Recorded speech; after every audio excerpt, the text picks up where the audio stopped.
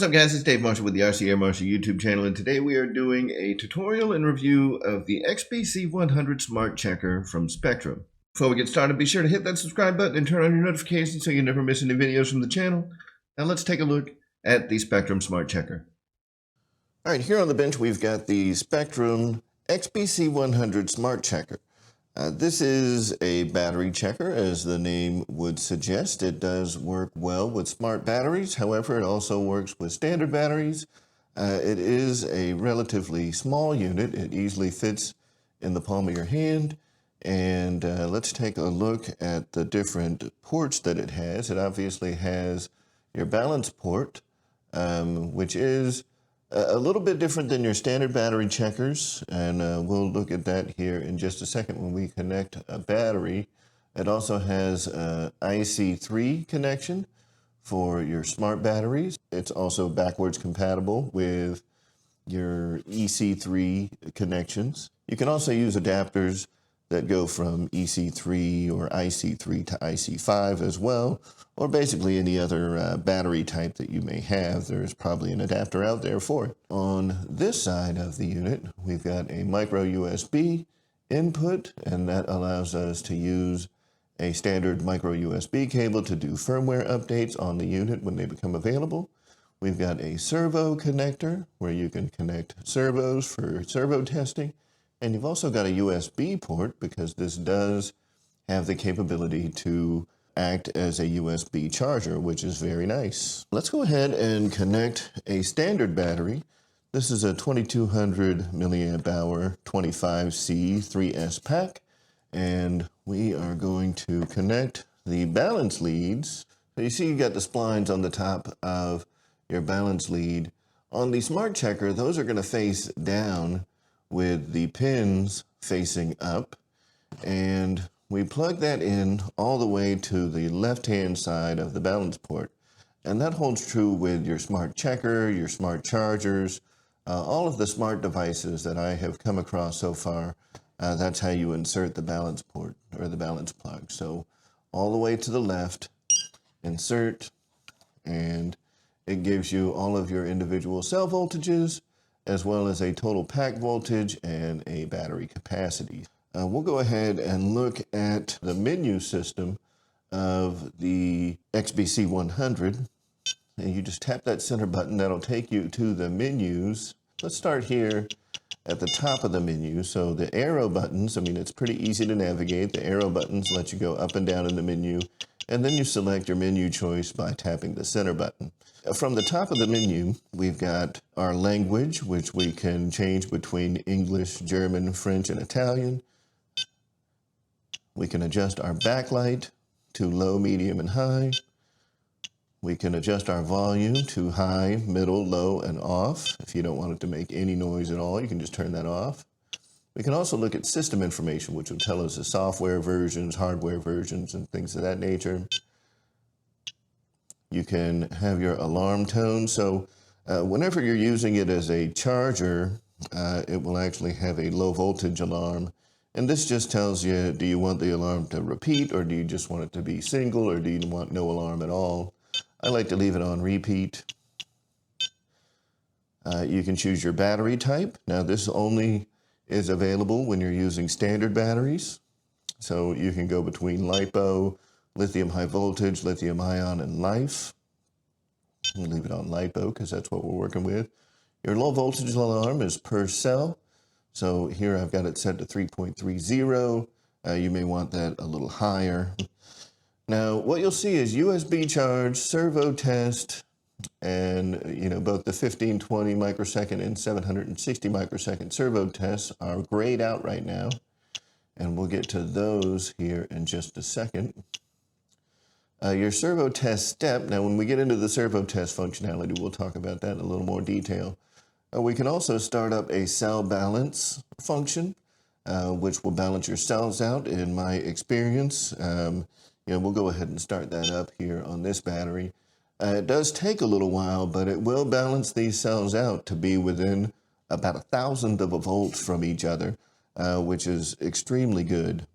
So if you need to balance your cells, it is capable of doing that. We'll go ahead and stop that process. And last we have back, which just takes us back to that main screen. Now, in order for us to take advantage of the USB charge function, which as we saw here, that's grayed out, as well as the servo testing, we need to plug in the main lead, the main discharge lead of the battery. So we will go back to the main screen and we'll connect the EC3 connection from this battery. And remember, this is a standard battery. It's not a smart battery, so you don't have to use smart batteries with this. We'll connect that and we'll go back to the menu. And now we'll see that USB charge, servo test, both 1520 and 760 are now available to us. So let's go over how the USB charge function works. And it's very simple. You simply press start and it will take it into a USB charge function. And now the USB port is set up as a charger. And it is a high voltage charger. It will charge up to 2 amps. It's 5.3 volt output for now. It does fluctuate a little bit. Right now there's no amp or wattage draw on there, and my alarm is set to 3.30 volts per cell, which you saw in the previous menus is adjustable. That's how you turn on the charger. You just hit start and let it rip. Now the next thing we'll get into is the servo test functionality. And you see you've got two different options here. You've got 760 microseconds and 1520 microseconds. Now for most control surface servos, you're going to use the 1520 microsecond test, and 760 is more for like helicopter tail rotor servos. So if you're not specifically testing a helicopter tail rotor, you'll want to use 1520 microseconds. Down here, before we get into the servo test, you've got servo test step. And what that is, and we'll see it when we get into the servo test function, is, you can adjust the position of the servo in individual steps, and this just allows you to increase that, everywhere from 1 microsecond all the way up to 20 microseconds. Now, if we were to leave it on 1 microsecond, it takes quite a while to adjust through all the steps of the servo, so I leave it on 20. And let's go ahead and start up the servo test function. And I've got a servo here that I pulled from an airplane. And what you want to do is take your servo connector, and the signal wire is, as you're facing this side of the checker, your signal wire is going to be on the left. And it does have the polarization, so if you need, if you have like a Futaba servo, you can plug a Futaba servo in there, no problem. Now we will plug that in. You'll see the pins again facing up. We'll go ahead and plug in that servo to the servo test port. And, we'll have the servo sitting here so you can kind of see what it's doing as I go through some of the functionality of the servo test.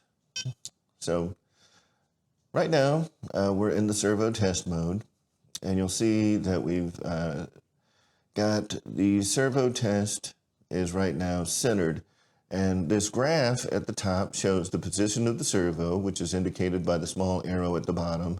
The green is your center position. Over here is your max servo position, and over here is your minimum servo position. Right there in the center, that number represents the numerical value of exactly where the servo is positioned at that moment. And over here, where you see that 0 milliamps, that shows you the actual current draw of the servo, which is very nice to have, and we'll see how that changes. I'll put it on a continuous auto cycle, and we'll see how that changes as we start to add, some resistance to the servo. Let's go ahead and run through the functionality of the servo tester. Right now, if we just press the button, the center button, it will take it through its minimum, center, and maximum positions, and you can see that servo moving around as we do that. So each button press cycles between, the max, center, min, center, max, center, etc. So every time you press that button, it will go to those stops. Now, if we want to do an auto cycle, we'll just double tap that center button. And what we'll see is that the servo is now doing an automatic cycle. Now, if we look there at the number here, we'll see that it's at 34 milliamps. So right now, this servo is taking about 34 milliamps of current to drive it. And what I'm going to do is I'm going to add a little bit of resistance just using my finger, and you'll see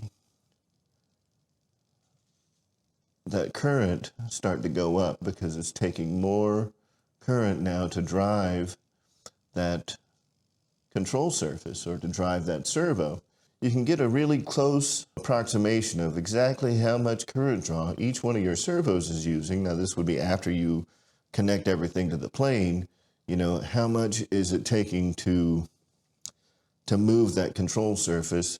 Obviously, add all those numbers together and you can get a close approximation of the amount of current that you're pulling and the size of the battery eliminator circuit that you're going to want to use. The other thing that we can do with this, and you just press that center button to stop the auto cycle, and then we can, you know, go back to that normal functionality. The other thing that we can do here is if we want to get to a very specific position, we can just use the up arrows and the down arrows to manually move that arm where we need it to be. And that's where that step function that we were looking at before, you know, as you'll see, each time I press that, if you look at that number there in the center, it's at 1500 microseconds right now. If I tap up, it goes to 1520. So right now I'm in 20 microsecond steps, and we can adjust that all the way down to 1 microsecond. So each press of the arrow is only 1 microsecond worth of movement, which is very fine movement of the servo. That's all there is to the servo test function. And to get back to your main menu, you just long press that button and it takes us back here. Now that we've gone through the menu and the functionality, I want to take a look at how some of that functionality differs when we connect a smart battery. We're going to disconnect this pack and we're going to use a smart battery now. And this is a 2200 4S 30C pack. While we can certainly still use the balance lead and plug it in like a regular battery, everything right now is basically going to be the same as if we were to hook up a standard battery. Where things start to change is when we connect the IC3 connector with that center pin and that data cable, because now the smart checker will read the data that's on the smart chip of your battery. So let's go ahead and plug that in. And if you give it a couple of seconds, it will recognize that this is a smart pack. So now you'll see that we've got that pack temperature down there at the bottom. And, you know, it still reads all those individual cell voltages. Now, if I hit those arrows now in this menu, I can see that this is a Spektrum smart battery. It is a lipochemistry battery, 4S, 2200 milliamp, 5C charge rate, 30C discharge rate, and 1 charge cycle. This is basically a brand new pack here. If we just hit the menu button once, we'll see all of the same information that we had before. But as I had mentioned with the regular battery, it no longer allows us to select the battery type with a smart battery plugged in, because the smart battery knows that it's a LiPo pack, and because of that, it won't allow us to change that chemistry. It knows what the chemistry of the battery is. Now let's go back. When I long press the center button, that takes me to my smart pack information and some of the parameters that we are able to adjust within the smart pack. Auto storage right now, that is how long after a charge cycle the battery will go into auto storage mode and drain the voltage down. It will basically self-discharge or go into auto storage all the way down to the storage voltage that you have set. I have mine set to 48 hours, but if you wanted to adjust that, you can just hit that center button and it will allow you to adjust that anywhere from 12 hours all the way up to 240 hours. And you also have the ability to turn auto storage functionality off completely. The second is your storage voltage, and you can set that anywhere from 3.60 volts all the way up to 3.80. When we connect a smart battery to a smart charger, it will tell that smart charger, basically where it wants to be charged at. So for the charge current, because it knows that it is capable of a charge current up to 5C, we can set anything within there. Now, I set it to 3.3 because I like to charge my batteries at a 1.5C rating, and 3.3 is perfect for a 2200 milliamp hour battery. But you can set that anywhere from 0.1 amp all the way up to 11 amps. And 11 amps just happens to coincide with that 5C rating that the smart chip knows this battery can handle. And the last thing that we can change is the charge voltage. Now, right now it's set to 4.20 volts, and we can adjust that anywhere between 4.10 and 4.20. The last thing that we can see is our exception record. So if we had any moments where the battery experienced a fault, such as an overtemp or overcharge or over discharge scenario, it would have that listed here in the exception record. This battery hasn't experienced anything like that yet, so we don't have anything in the exception record. To get back to our main menu, we just hit the back button. All of the other functionality using a smart pack is the same as using a regular pack. With a smart pack, we don't actually have to plug in that balance lead to see our individual cell voltages. We can plug that in, and it reads the cell voltages. Because the smart chip is tapped into each cell individually, it will give you your cell voltages without having to plug in the balance lead, which again is very convenient. So some final thoughts on the Spektrum Smart Checker. This is absolutely one of those tools that's a must-have for any RC toolbox, whether you're flying, driving, boating, whatever the case may be. If you're using LiPo batteries, whether they're smart or not, I would say that the Spektrum XBC100 is definitely something that you need to consider for your toolbox. Not only for checking your batteries at the end of a run, but in the event that you need to charge your phone up, you've got a USB charger on tap. You just plug your battery into your IC3 connection. You've also got the ability to test your servos, to center your servos during a build. It doesn't matter if you're using smart batteries or regular batteries. This is something that I highly recommend, especially if you're using smart batteries and you don't have a smart charger. This is absolutely something that I would invest in, because it allows you to adjust those smart settings in your battery, like the auto storage and things of that nature. Overall, I think the Spektrum Smart Checker is a fantastic product, and like I said, it is an invaluable tool that I think that every RC enthusiast should have in their toolbox. If you're interested in purchasing a smart checker, be sure to check the links down in the description. There are some affiliate links in the description for Horizon Hobby. They do offer a small commission back to the channel at no additional cost to you, and we really appreciate your support. Be sure to like, share, subscribe, and turn on your notifications so you're always made aware when new videos come out on the RC Air Marshal YouTube channel. Thank you guys for watching, and we'll see you in the next one.